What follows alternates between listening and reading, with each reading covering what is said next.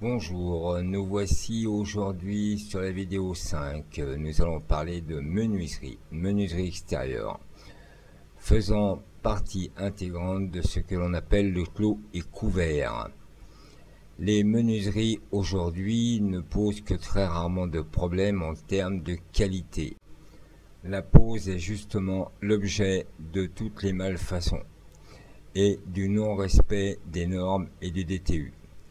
Quelque chose que nous allons voir tout au long de cette vidéo. C'est la pose qui est, on va dire, le plus important dans la réalisation du lot étanchéité des fenêtres extérieures. Aujourd'hui, la pose est faite par des artisans, des sous-traitants, des auto-entrepreneurs et deux choses sont relativement importantes. Déjà, à la signature du devis, demandez bien à la personne ces attestations d'assurance décennale qui sont obligatoires et que l'on doit vous remettre avant même que vous signiez le devis.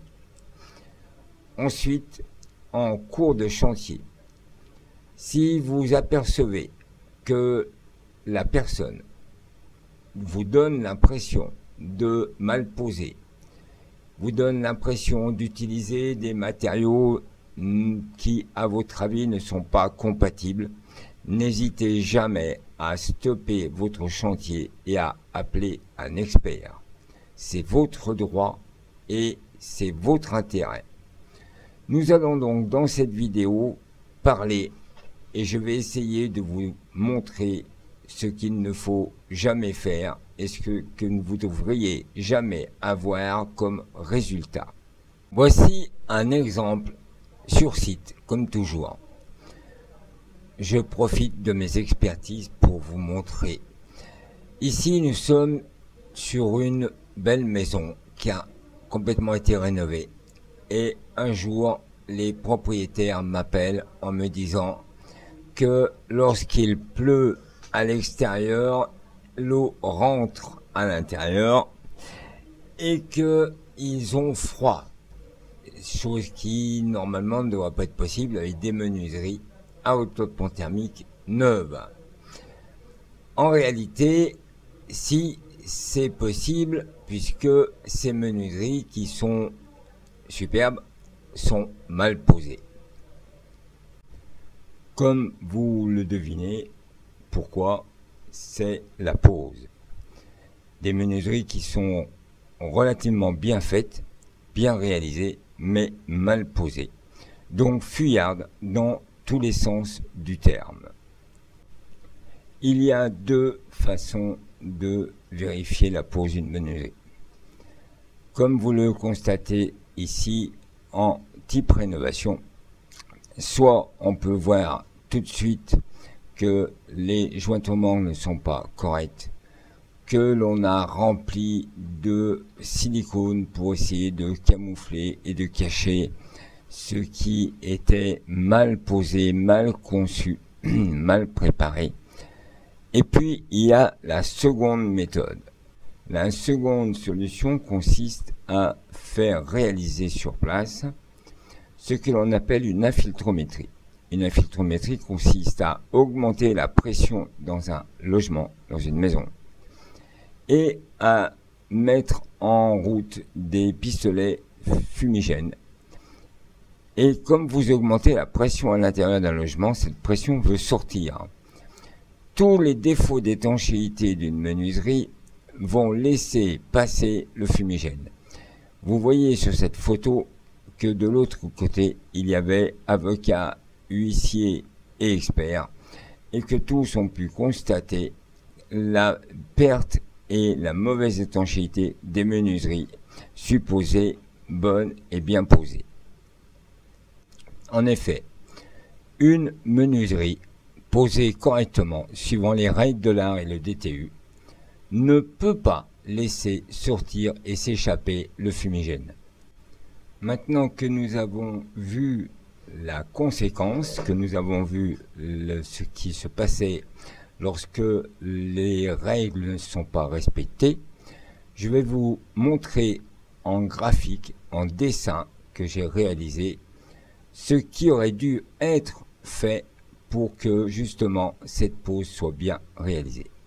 Voici en graphique ce qui aurait dû être réalisé en partant sur le principe d'une rénovation en conservant le dormant en bois. Avec une remise à niveau, c'est-à-dire découper les feuillures, les tétières, pour se retrouver avec un bois de forme rectangulaire.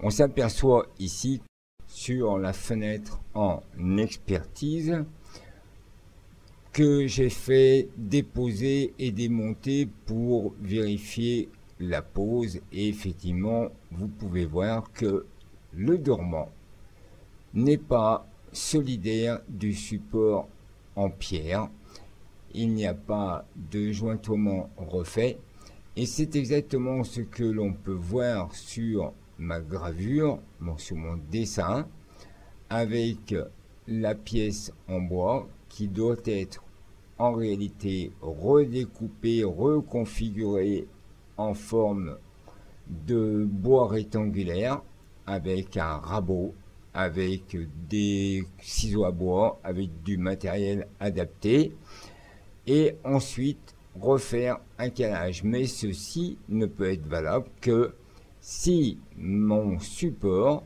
c'est-à-dire mon dormant en bois, est parfaitement sain et solidaire de la pierre ou du bâti. Châssis qui, comme vous le voyez, est posé avec une cale en silicone, un fond de joint, un joint silicone qui est là juste pour, on va dire, protéger le fond de joint, un habillage qui n'est pas à 100% puisque mon bois doit pouvoir respirer.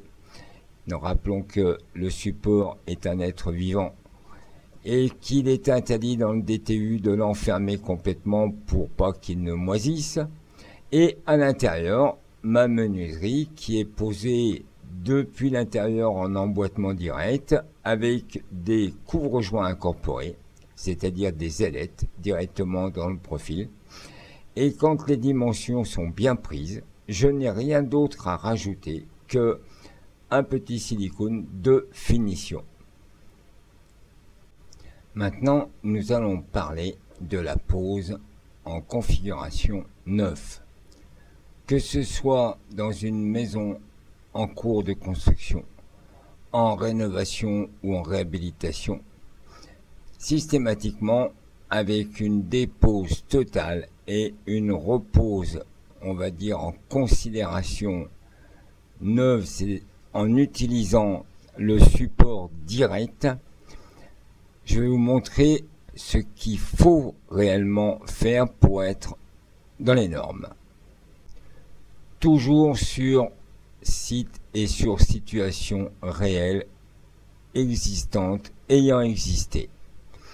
Vous avez ici une maison en cours de construction avec ce que l'on appelle une pièce d'appui ou rejingot.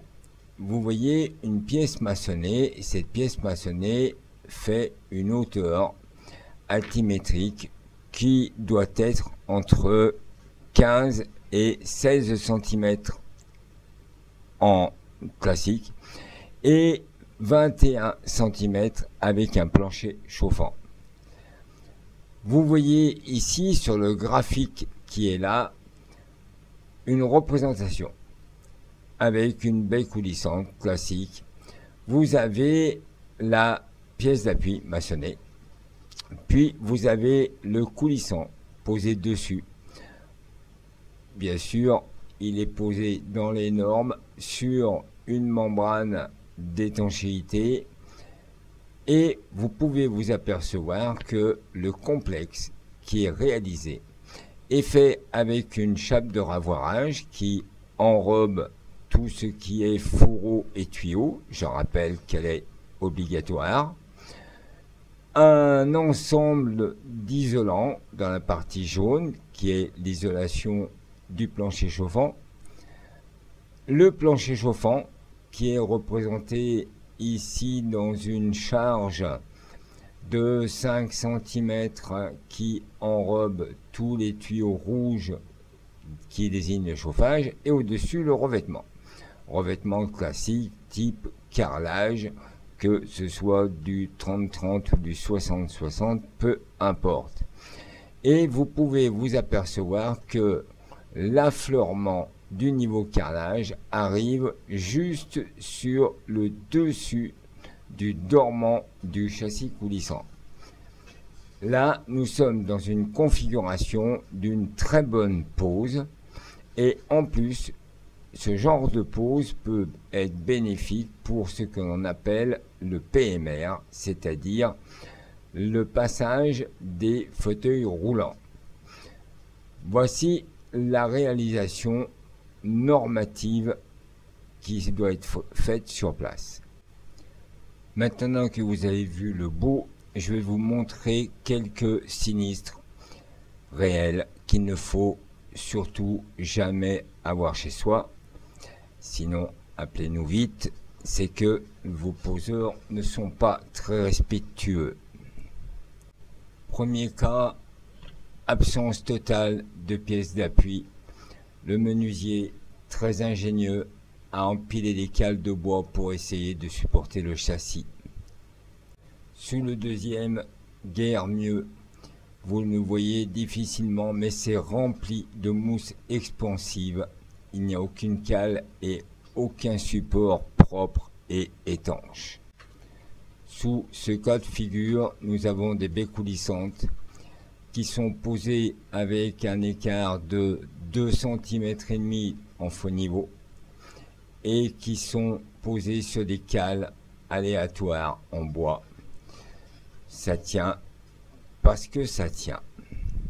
Et tout ceci, des artisans ont réclamé des factures estimant avoir bien travaillé. Je vous dis à la prochaine sur des fissures, de l'humidité, sur des vis cachées. Il y a beaucoup de choses et on m'appelle tous les jours pour des problèmes. À bientôt.